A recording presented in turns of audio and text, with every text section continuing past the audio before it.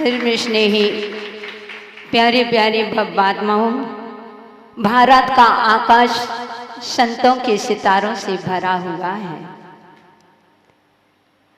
जिस प्रकार से आकाश में तारे अनेक होते हैं, उसी प्रकार से यह भारत का आकाश संतों के सितारों से भरा हुआ है।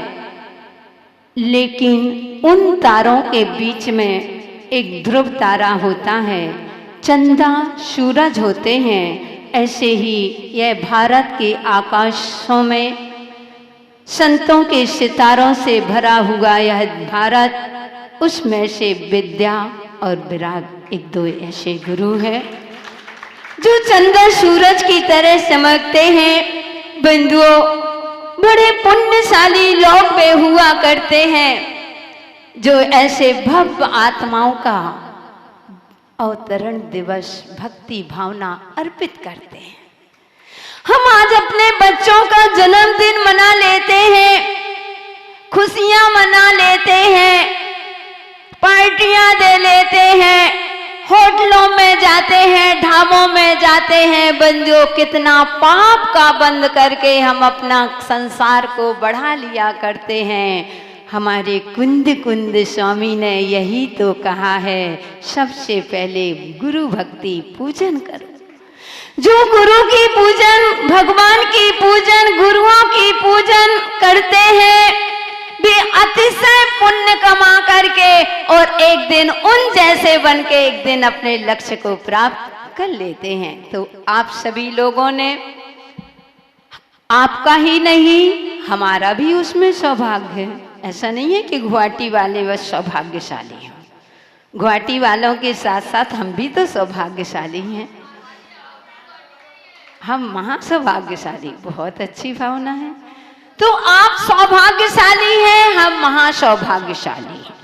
आप यहाँ पर पूजन कर रहे हैं, आप देव से पूजन कर रहे थे, हम भावों से पूजन कर रहे थे।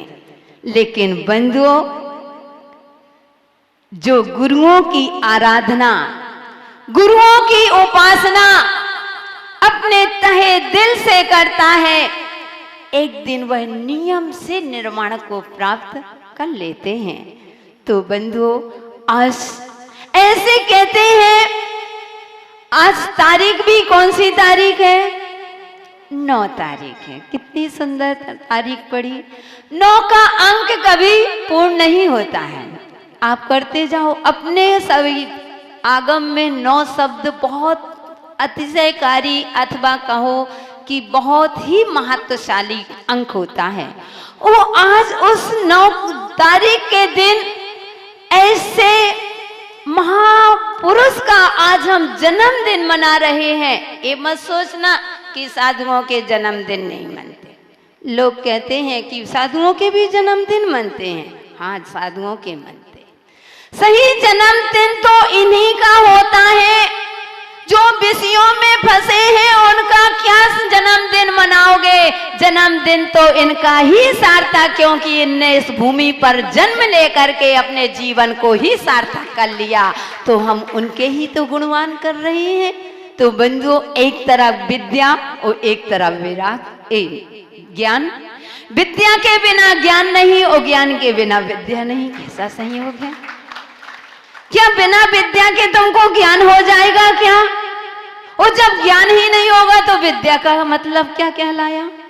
इसलिए बंधु, कैसी वह पूर्णिमा की तिथि थी, कैसे भगवान ने इस धरा पर जन जन का कल्याण करने के लिए आज हमारे पास उन 2 आत्माओं को यहाँ पर भेजा। ओ बंधु, अब इनका परिचय कहते हैं कि आचार्य विद्यासागर का परिचय अथवा ज्ञानमती का परिचय हम क्या दें? क्योंकि शशि की सुंदरता कैसी है, यह प्रश्न सितारों से पूछिए। शशि की सुंदरता कैसी है, सितारों से पूछिए। सुमनों में कैसा सौरभ है, यह प्रश्न बहारों से पूछिए। आचार्य विद्यासागर और ज्ञानमती का परिचय। आचार्य विद्यासागर जी और माँ माँ ज्ञानवती का परिचय आप शब्दों में मुझसे मत पूछिए, वो कैसे हैं तो इस भारत के कण कण से पूछिए, इस भारत के कण कण से पूछिए। तो बंधुओं, आचार्य विद्यासागर जी महाराज का दर्शन मैंने अपनी लाइफ में एक ही बार किया था, वह भी अनजान अवस्था में। जब विद्यासागर महाराज जी का चतुर्मास कुंडलपुर में हो रहा था, कुंडलपुर के पास में ही, वहाँ से 100 किलोमीटर हमारा नगर है, जहाँ इस पुद्गल का, मेरा तो कोई स्थान नहीं है, तो कहते हैं इस पुद्गल का जन्म हुआ था। वहाँ पर सनेहा नगर से सभी लोग आचार्य विद्यासागर जी महाराज के दर्शन करने गए। तो सुना तो था, लेकिन हम, आपको मालूम है मेरी कहानी, मुझे धर्म से कोई इंटरेस्ट नहीं था। उस समय प्रशांतमती माता जी की दीक्षा हो रही थी, तो सभी लोग गए। पापा बोले चलो तुमको भी चलना है। हमने कहा हम तो नहीं जाएंगे। बोले चलना पड़ेगा। तो हम जाकर के कमरे में बैठ गए और ऐसे उदास हो गए। मम्मी बोली देखो बेटा, पापा ने बोल दिया है तो चलना पड़ेगा, पापा के आगे किसी की नहीं चलती, तुमको तो मन बना लो, इसलिए क्यों पापा की डांट खाओ, इसलिए तुम चलो। तो हमने कहा चलो ठीक है, वो गए। सुबह 5 बजे पहुँचे। प्रशांतमती माता जी लोगों के केस लॉन्च चल रहे थे, तो एक बार ऐसे दूर से देख लिया। सभी लोग, उस समय 7 दीक्षा हो रही थी, कितनी थी पता नहीं, लेकिन ये पता है कि प्रशांतमती माता जी की दीक्षा हो रही। तो उन लोगों को जब हमने देखा, लेकिन मन में ऐसा कुछ नहीं आया, और सबने गुरु के, आचार्य श्री के दर्शन किए। लेकिन हमने बताया मुझे धर्म से बिल्कुल भी इंटरेस्ट नहीं था, तो दूर से ही दर्शन कर लिए, दीक्षा हो गई। और दीक्षा के बाद सब लोग वापस आ गए। मैंने दर्शन ज़्यादा नहीं किए, पास से नहीं किए, सभी ने किए। एक बार पुनः कुछ दिन बाद पुनः कुंडलपुर गए, तो हमसे बड़े भैया थे, भाभी बोली कि चलो दीदी आपको भी दर्शन करने चलना है। उस दिन मैंने मन बनाया था कि हम पड़गाहन करेंगे, और जिस चौके में, भाभी से बोल दिया, जिस चौके में अगर हम पड़गाहन के लिए खड़े होंगे और आचार्य श्री आ जाएंगे तो हम घर लौट के नहीं आएंगे। ये मन में हमने विचार किया कि हमको घर ही नहीं आना है बंधु। लेकिन कहते हैं काल लब्धि नहीं थी, पड़गाहन के लिए हम खड़े भी हो गए, लेकिन अब परिवार वालों से संकेत करके गए थे कि हम लौट के नहीं आएंगे, हम वहीं रुक जाएंगे। तो मोहिनी कर्म बड़ा प्रबल होता है। हमने कपड़े भी पहने थे, सोले के वस्त्र भी पहन लिए और पड़गाने के लिए खड़े भी हो गए। इतने में भाभी आ गई, बोली कि भाभी की लड़की थी, भतीजी रो रही थी, बोले हम आहार देंगे, आप है तो बाहर निकलो, इसको लो। हमने कही नहीं लेना। तो बंधु पता नहीं कैसा, हम तो कहेंगे काल लब्धि नहीं थी। और जाकर के उन्होंने हमको, भतीजी को पकड़ा दिया कि लो। रो रही थी, पापा बोले कि लो भाभी को आहार देना है। तो हमने उसको ले लिया और हम जाकर के एक तरफ खड़े हो गए। मेरा ही दुर्भाग्य था कि मुझे जिस चौके में मैंने खड़े हुए थे उसी चौके में आचार्य श्री आके खड़े हो गए, लेकिन मैंने पड़गाहन नहीं कर पाए, असोले में हो गई। इसको कहते हैं कि पुण्य नहीं था। अब भाभी लोगों को तो इतनी खुशी हुई, उनको लगे कि अच्छा रहा, अगर आज गुरुजी पड़क जाते तो दीदी तो यहीं रुक जाती।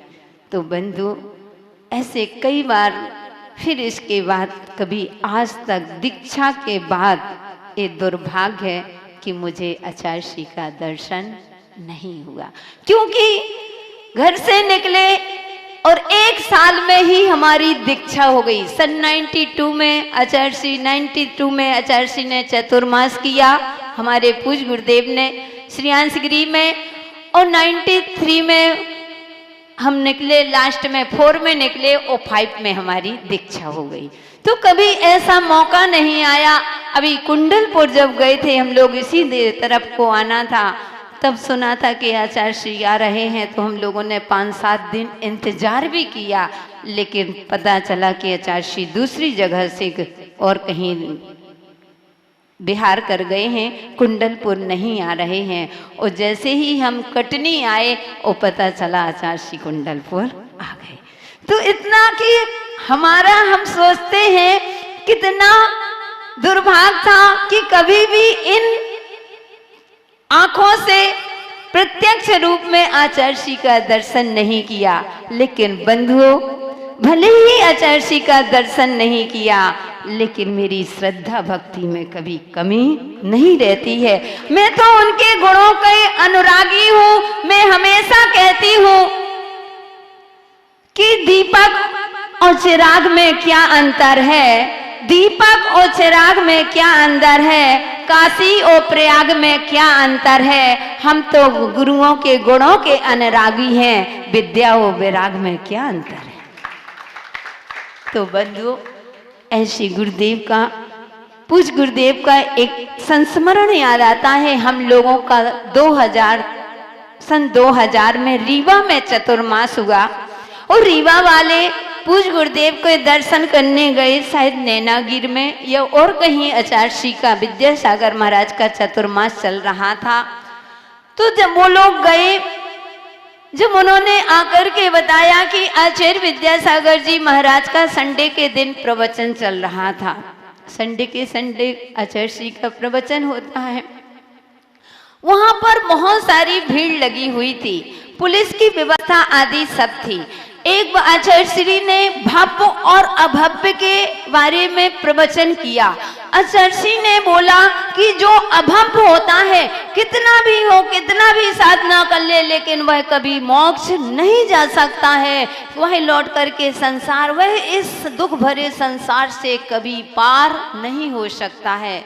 बंधुओं, एक खेत में बैठा व्यक्ति वो सुन रहा कि अभव्य का कभी कल्याण नहीं होना, उसने वैसे ही हाथ छपे हुए, पैरों में मिट्टी छपी हुई और फटे हुए से कपड़े, अब किसान तो किसान था, और दौड़ता हुआ भागता हुआ सभा के बीच में घुस गया। इतने में सभी ने कहा, पुलिस ने उन्हें पकड़ लिया और सबने सोचा ये पागल व्यक्ति आ गया। और जैसे ही पकड़ा तो आचार्य श्री की दृष्टि उसके ऊपर पड़ती है, प्रवचन तो रुक गया। आचार्य श्री कहते आने दो, उसको आगे आ जाने दो। अब वह आकर के आगे आ गया और वह आचार्य श्री कहते हैं, बोलो भव्य क्यों आए हो? तो वह हाथ जोड़ करके सिर झुकाता है और कहता है कि हे गुरुदेव, मैं आपसे यह पूछने आया हूं कि मैं भव्य हूं कि अभव्य हूं, मैं भव्य हूं कि अभव्य हूं? तो आचार्य श्री कहते हैं, तुम नियम से भव्य हो। इतना कह दिया। महाराज लोगों ने प्रश्न कर दिया कि आचार्य श्री भव्य कह देते, फिर भी समझ में आती है बात, क्योंकि अपने आगम में अभव्य सबसे बड़ी गाली है। अपने आगम में ही भव्यात्माओं, आपने सुना हो कि कोई भी साधु संत संबोधन करते तो हे भव्य जीव, भव्य ही कहते, उसकी परिणति वो जाने। तो जो महाराज लोग बैठे थे उन्होंने कहा कि महाराज आचार्य श्री, एक बात समझ में नहीं आई, आप भव्य कह देते फिर भी मान लेते, लेकिन आपने नियम से भव्य कह दिया, ये तो केवली जन विषय है। मिथ्या दृष्टि और सम्यक दृष्टि की पहचान तो अपन कर सकते हैं, लेकिन भव्य अभव्य का अपना विषय नहीं है, केवली जन विषय है, केवल के ज्ञान, केवली के ज्ञान में झलकता है। तो गुरुदेव आपने ये क्यों कह दिया, यह नियम से भव्य है? आचार्य श्री कहते हैं कि देखो, मैंने इसलिए नियम से भव्य कहा कि जो संसार से भयभीरू होता है वह भव्य होता है। इतने सभा में इतने लोग बैठे हुए हैं, प्रवचन चल रहा है, एक भी व्यक्ति के मन में नहीं आया कि मैं समूह शरण में पहुंच करके वो मैं पूछ लूं, और वह खेत में बैठा हुआ व्यक्ति साक्षात समूह शरण में आ गया और पूछ रहा है कि भगवान मैं भव हूं कि अभव? तो क्या अभव समूह शरण में आ सकते हैं क्या? ये चतुर्विद संघ जो बैठा है मुनिराज, ये आचार्य संघ बैठा है मुनिराज, जहां विराजमान हो जाते हैं वह एक प्रकार का बंधु समूह शरण होता है। तो ऐसे वह व्यक्ति सुन करके गदगद हो गया। तो जिनकी वाणी को सुन करके हर प्राणी अपनी शांति का अनुभव करते हैं, एक दृष्टि जिनके ऊपर पड़ जाती है वह अपने आप को सौभाग्यशाली समझते हैं। इसलिए बंधु सौभाग्यशाली हैं सभी लोग जिनको ऐसे गुरु का अवतरण दिवस मनाने को। दूसरे, विद्या के बाद ज्ञान, जब विद्या का इतना अध्ययन किया तो ज्ञान तो होगा। ज्ञानमती माता जी के बारे में मैं क्या कहूँ बंधु, मैं तो एक ही बार माता जी से मिली। हम लोग हस्तिनापुर, जब हम लोग कहाँ से बिहार करके गए थे 2014 में सूर्यनगर में हमारा चतुर्मास हुआ था। दिल्ली सूर्यनगर के पास, वहाँ दिल्ली के पास है।